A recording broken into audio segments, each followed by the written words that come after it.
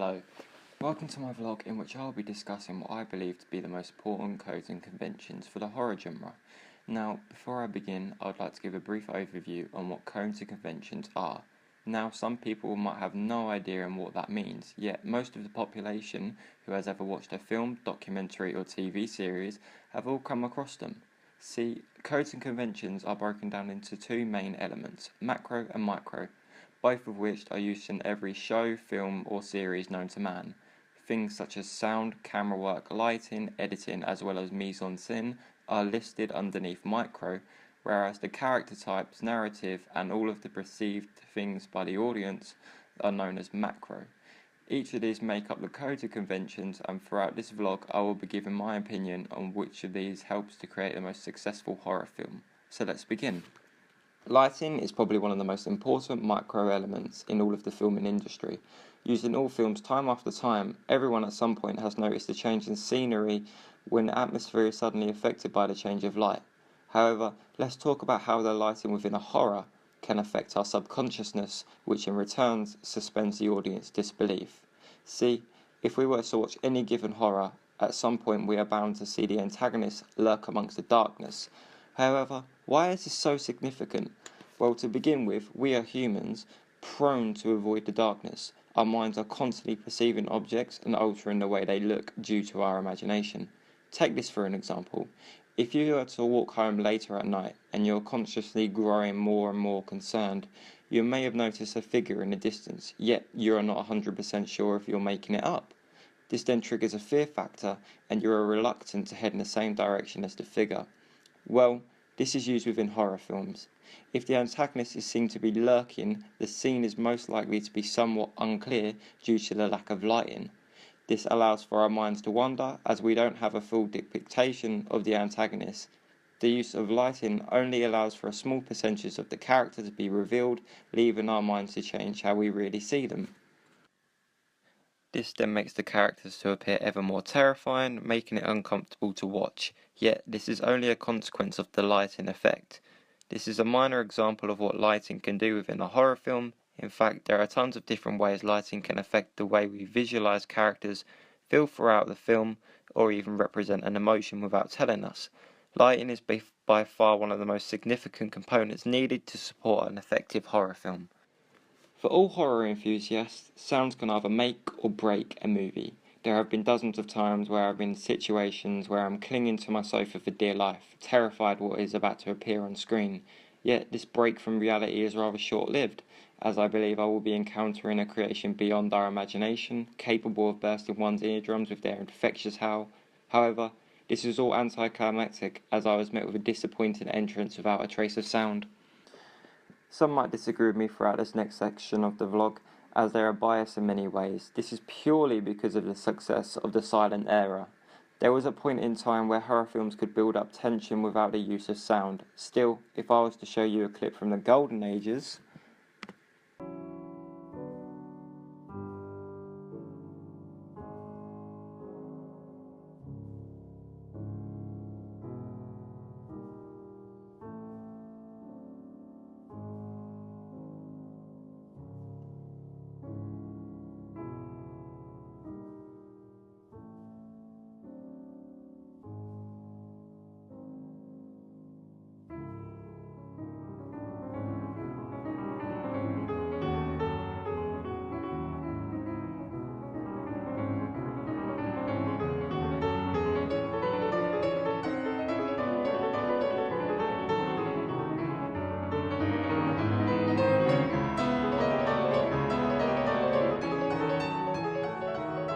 scary, right? Well, not so much if I was to compare this to a modern day clip from the film The Grudge.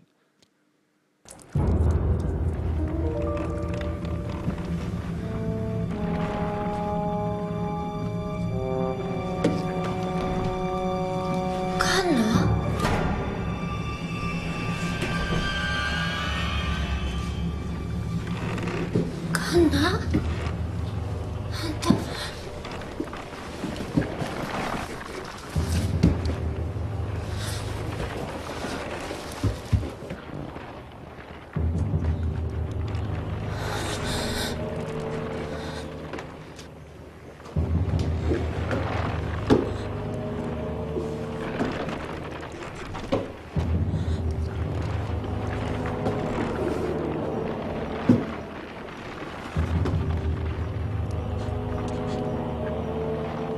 그래.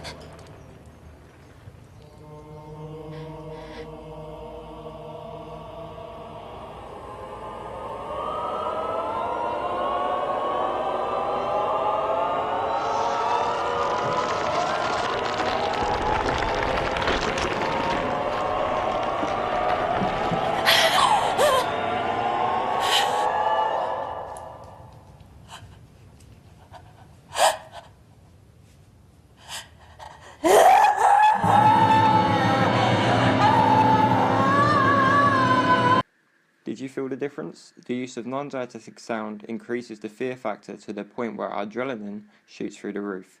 Now, what's spectacular about sound is that it's separated into two components, diegetic as well as non-diegetic. These are both equally as important to one another, however, they are revealed to the audience in an incredibly different way.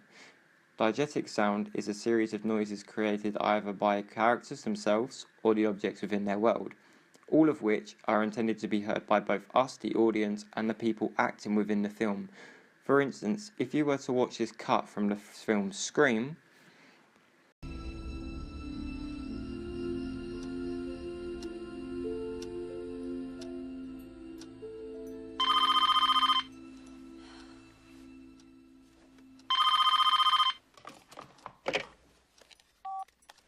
Hello? Practice ran late. I'm on my way, okay? It's past 7. Don't worry. Casey and Steve didn't bite it till way after 10. Oh, that's comforting. I'm gonna swing by the video store. I was thinking Tom Cruise and all the right moves. You know, if you pause it just right, you can see his penis. Whatever, just hurry, okay? Ta-ta, Sid.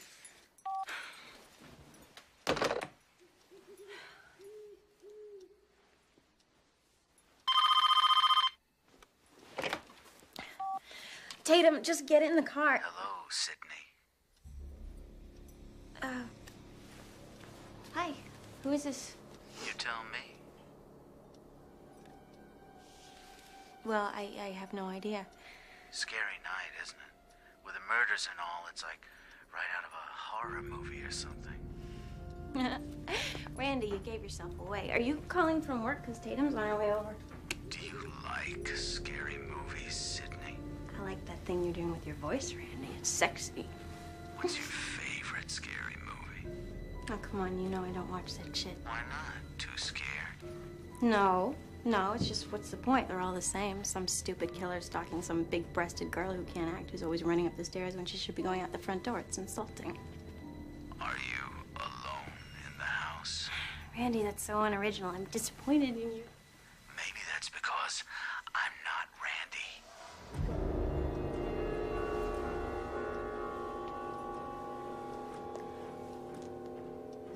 So, who are you? The question isn't who am I? The question is where am I? So, where are you? Your front porch. Why would you be calling from my front porch? That's the original part. Oh, yeah? Well, I call your bluff.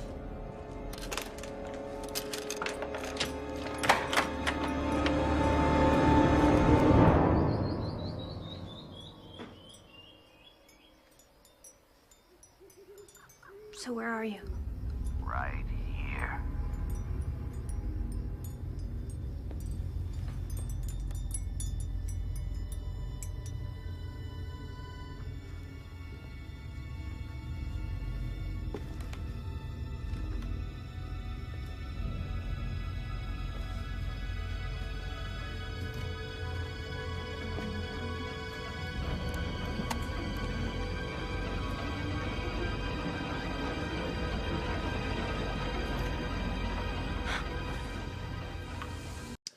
The ringing is significant throughout the film, as it symbolises that the victim is about to encounter some unwanted attention. However, the ringing itself is a form of diegetic sound, as the characters, as well as us, can hear the phone. This then becomes a pattern throughout the film. We know that when the phone rings, the atmosphere becomes silent and the sound is enhanced in order to create tension, as we know that there is a killer behind that call. Not everyone in the Scream universe does though. This creates an ongoing irony throughout the film, as we are forever shouting at our screams to not pick up the phone, as we are more aware of the situation that is about to occur. Non-diegetic sound to me is the more efficient way to get the scare out of the audience. This is the sound that no other character can hear, only us, the viewers, and is typically used within the films to build tensions throughout scenes. I find this resourceful as directors can make the best of any situation, and an example of this can be found in almost any horror film. Non-diegetic music has a tendency to be extremely eerie or high-pitched, making it uncomfortable for audiences to listen to. I personally believe it's at its best when it's intentionally used to trick people into believing the worst of any given circumstance, thus using a psychological effect to alter the audience's thought. This is then met with something of which is perceived to be unbearable to listen to, therefore our instant reaction is to look away. Yet, once we finally pluck up the courage to look back at the screen, we are relieved to see an empty closet. Lastly, we have the use of narrative. Now to conclude my vlog, I would like to momentarily go over the importance of producing a strong story. Time after time I find myself becoming less interested in horrors, not because of the film quality, but because of the narrative itself. I find that to make a successful horror film, it needs to be built up on something that is original, that no one else has done or even thought about. Nevertheless, writers are forever stripping once a unique horror film and writing them as their own. There has been numerous of times where I have thought to myself, I've already seen this film, later to discover that it was either a reboot, sequel or duplicate. I cannot stress this enough, the importance of producing something with its own individuality. It not only aids the directors, but it ups the chances of producing a box office hit. But more importantly, we as the audience find ourselves glued to the screens once again. So, in final words, I believe that the most important macro and micro conventions that have an effect on the audience in order are lighting, sound, and finally, narrative.